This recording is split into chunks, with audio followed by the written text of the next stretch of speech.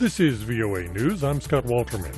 U.S. Secretary of State Antony Blinken will hear demands for an immediate ceasefire in Gaza when he meets with Middle East foreign ministers in Jordan on Saturday. Jordan put out a statement saying Saudi, Qatari, Emirati, Egyptian, and Jordanian foreign ministers, as well as Palestinian representatives, will stress the, quote, Arab stance calling for an immediate ceasefire, delivering humanitarian aid and ways of ending the dangerous deterioration that threatens the security of the region, unquote. Before leaving Israel on Friday, Blinken said, The United States continues to believe that the best viable path, indeed the only path, is through a two-state solution.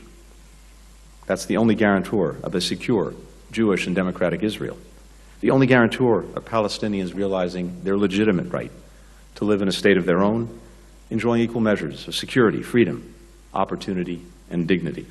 Israel continued its attack on Hamas in Gaza Friday night. Hamas is a U.S.-designated terrorist group. U.S. President Joe Biden and leaders from Canada, Latin America, and the Caribbean on Friday pledged to strengthen the Western Hemisphere's supply chains as Washington works to counter China and stem regional migration in a three-point plan. I've asked the United States Congress for supplemental funds to carry out this three-part strategy in our country, and I urge them to act quickly.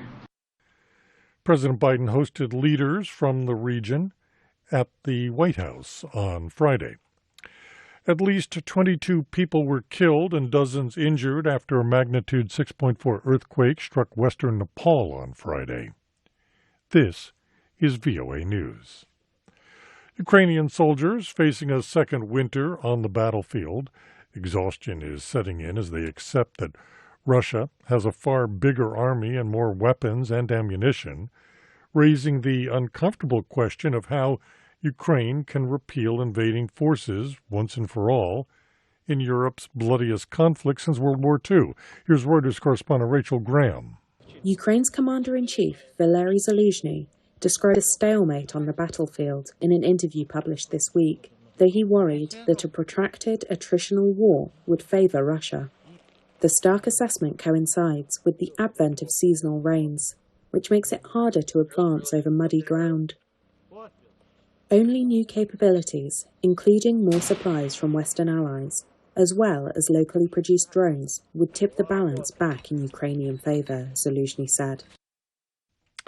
That is Reuters correspondent Rachel Graham, who says, having focused on defense earlier in the year, Ukraine launched a counteroffensive in June that aims at cutting Russia's supply lines by pushing south. The United States has begun sending smaller military aid packages to Ukraine in order to stretch out support, given a stalemate in Congress over providing funding for Ukraine, according to the White House on Friday.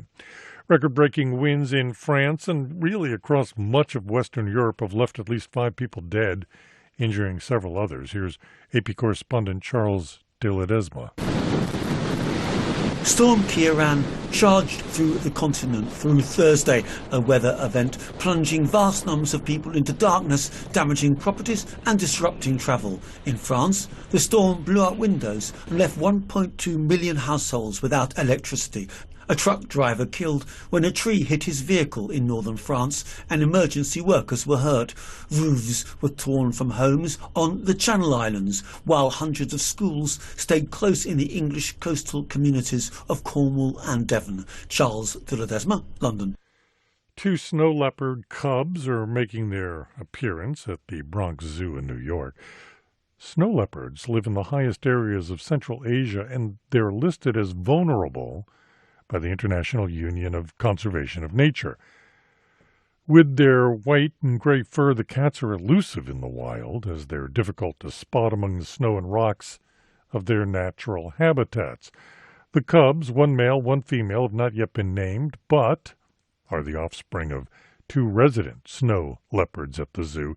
Interesting fact, the Bronx Zoo was the first zoo to display snow leopards in 1903. I'm Scott Walterman, VOA News.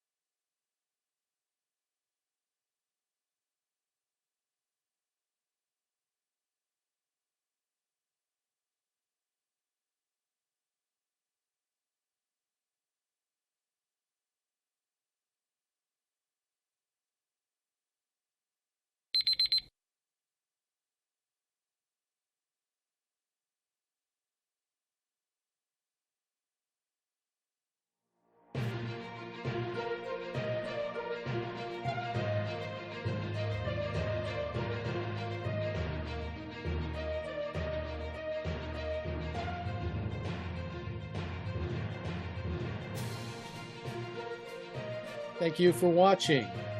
Can you do me a favor? Please leave a comment in the comments section below. That would really help. Thank you, and see you again soon.